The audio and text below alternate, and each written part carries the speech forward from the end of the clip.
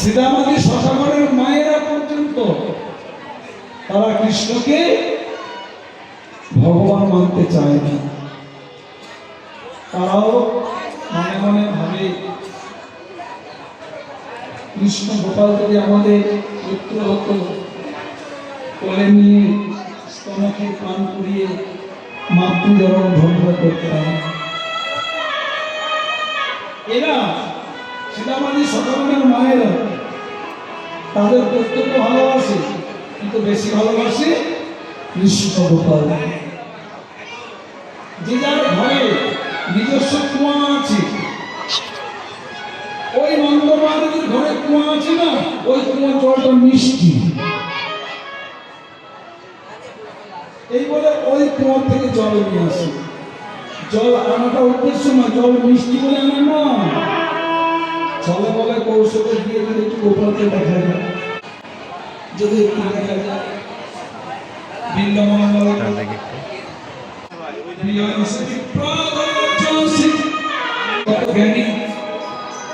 তারা পবিত্র স্থানে পবিত্র বেদি নির্মাণ করে তারা সামবেদ মন্ত্র গান করছে। সামবেদ তোমার অত্যন্ত প্রিয়, ঋক সাম যজুর তিনটে বেদ এত প্রিয় না, সামবেদ কবিতে যত প্রিয়। কেন? বেদের সঙ্গে নামের সঙ্গে মিল আছে। কৃষ্ণের এক নাম শাম, বেদের নাম শাম, আর সামবেদ মন্ত্র কৃষ্ণ অত্যন্ত প্রীতি সহিষ্ণু। আর বিল্লমঙ্গল বলছে, রামনামিতে বলছে, গোবিন্দ সেই কারিগরের সামবেদ শুনতে বসতে গেলে কত আপত্তি।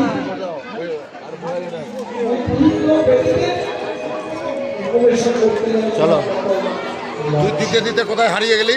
মায়ের সাথে দিতে হয়, আবার দিতে হয়, ওরকমই তাই মানে হারানোর মাস্টার।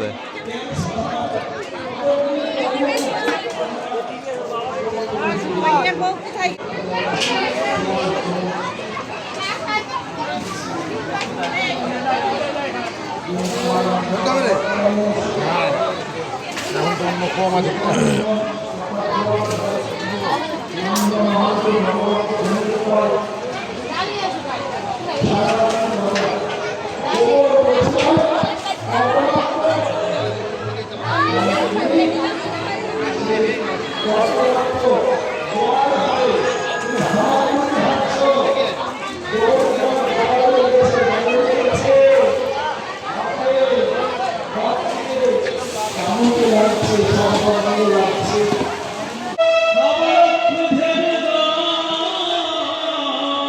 গোচরণ ভূমিতে গমনের সময়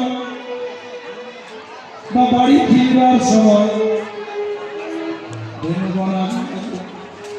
শাখাগণ তাদের পিছনে, আর সবার পিছনে তুমি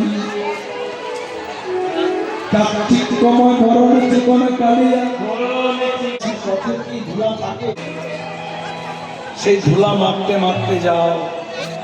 দিনবান হাম্মা হাম্মা রবে ছুটে, আর তাদের এই আরতি হাম্পা রব শুনবার জন্য তুমি অধীর আগ্রহে কান দুটি খাড়া করে তাদের পিছনে পিছনে চলো। সেখানে যেন কত তোমার আনন্দ। অথচ দেখো পবিত্র সামবেদ মন্ত্র উচ্চারণ করছে তোমার মুখে একটি কথা শুনবার জন্য, তুমি সেখানে নীরব, কথা বলতে পারো না, কথা বলতে চাও না। কেন?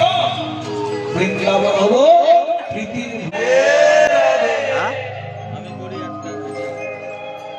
এই বৃন্দাবন তুই কোন বড় লোক, তুই আমি এত লেট করলে হবে? হ্যাঁ, এত লেট হবে? খেলা হেরে যায়, কাঁধে করে খেলা হেরেছে, তুই জোর করে কানায় রাধে। ভগবান জ্ঞান চাইলে কাঁধে করা না, কাঁধে চড়াই যায় না, কাঁধে করা তো অনেক দূরের কথা।